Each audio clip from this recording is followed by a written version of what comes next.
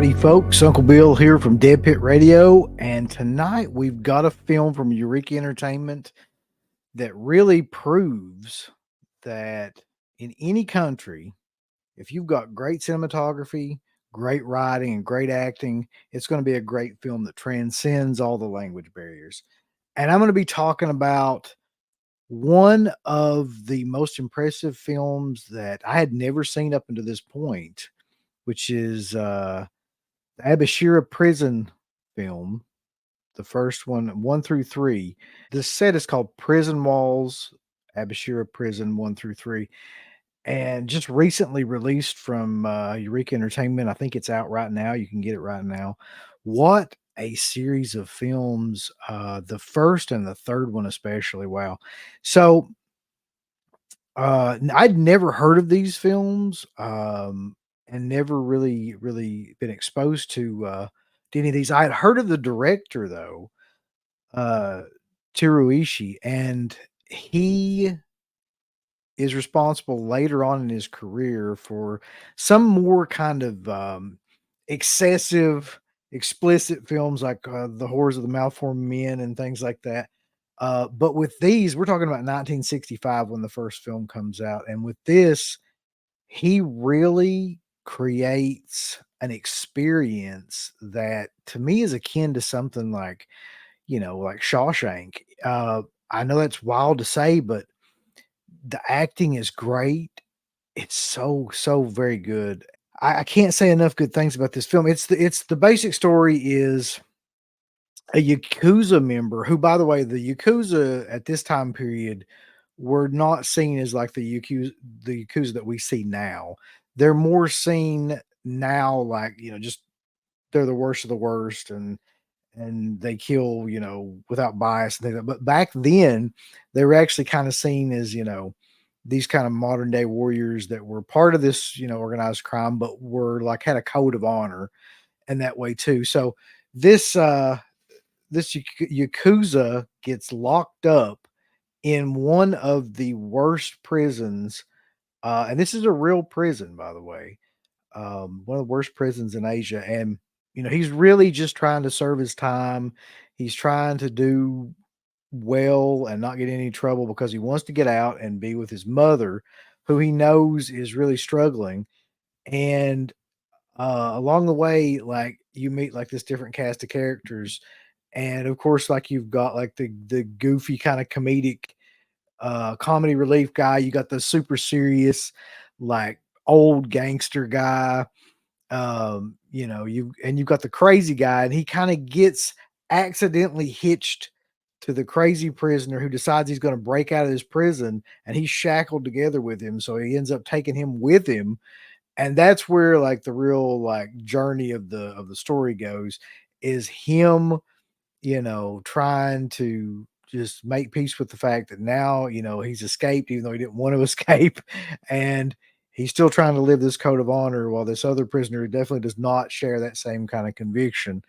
Um, so, and also, it's a story about him wanting to get back home and at this point by any means necessary. So, Ken Takakura plays the main lead in this film, and he is outstanding. Tetsuro Taba is wonderful in this film as well. There's a lot of notable Asian actors in this film, but I can't think of anybody that could have played this better than Takagura. And there's a real kind of, you get the feeling by watching this, there's a realism to it where you feel like you're getting to see inside like what that type of prison was like back at that time period. Everybody's huddled together and they're all telling stories all the time, and they're all just trying to survive, and their routine is so mundane, and they're constantly just chopping wood out in these subarctic temperatures because this prison is next to like Siberia. It's like eh, one of the coldest regions, and everybody wants to break out of it. But it's a great movie. It's kind of like a group of people get together and get to know each other movie too. That's kind of like what happens at first. And then it becomes an adventure movie towards the end. Um, Great performances all around. Some of the actors I don't know. Some of them, like, I had seen and been familiar with. But Takagura would go on to play in another 7 of these films. So there was 8 films in total with him in these, and these are just like 1 through 3. So I'm assuming at some point they released the other ones as well. The 3rd film in this series is widely regarded as being the best film in the series because a little bit more as these go on, you get a little bit more of a budget. They become colorized and they become like a little bit more exciting in terms of like the action sequences and things like that. And his directing style kind of like becomes more extreme and in excess as well.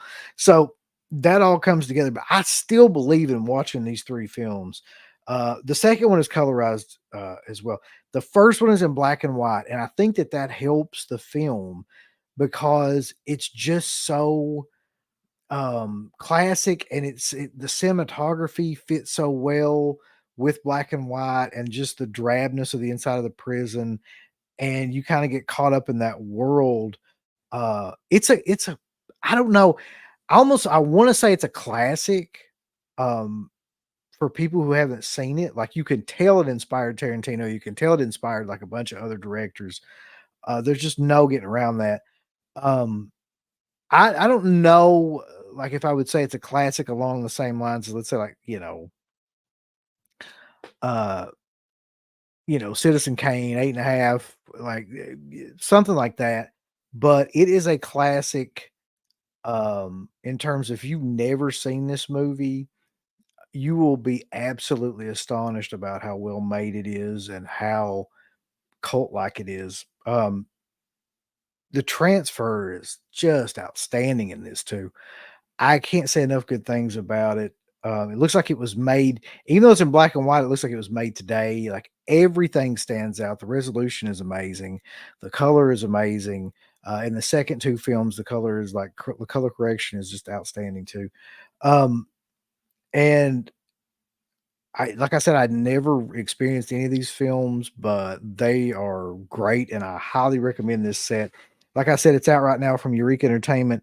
Just some of the special features in this too. So it's got optional English subtitles, original Japanese audio, audio commentary tracks by Talmez Poglia and Michael Leader.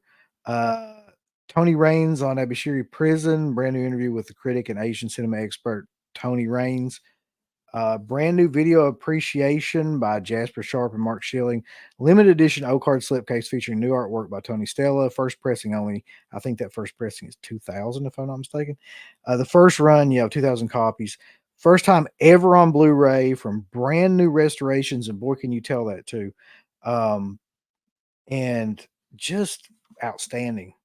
I can't recommend this high enough from Eureka. If you're a fan of Asian cinema, if you're a fan if you're just a fan of good classic cinema in general with great camera work, great cinematography, great use of sound, great use of scenery and locations as well, all that being practical. If you're a fan of those things, then you need to get this. Um, like I said, I can't recommend it high enough. And the set itself is outstanding. And I think the first film will go down as like one of my, you ever when you watch a film for the first time and you just have that aha moment where you're like, this is something that I've never seen that's great. And I know I'm going to remember this later and this is going to stay with me. And this is one of those films. So Prison Walls, Abashiri Prison 1 through 3, Eureka Entertainment. Check it out. Check us out at Dead Pit. I'm Uncle Bill. See you soon. Thumbs up. Up you butt. Like, subscribe. And if you subscribe, here's something else you can do. Once you subscribe, you can click the bell notification, right? And it'll notify you anytime that Dead Pit puts up new shit. Or don't. I really don't give a fuck. I want you to. I want you to. I don't care. Let's keep our community growing here on YouTube. I don't like it. I don't want you to do nothing. Listen, they need to do that.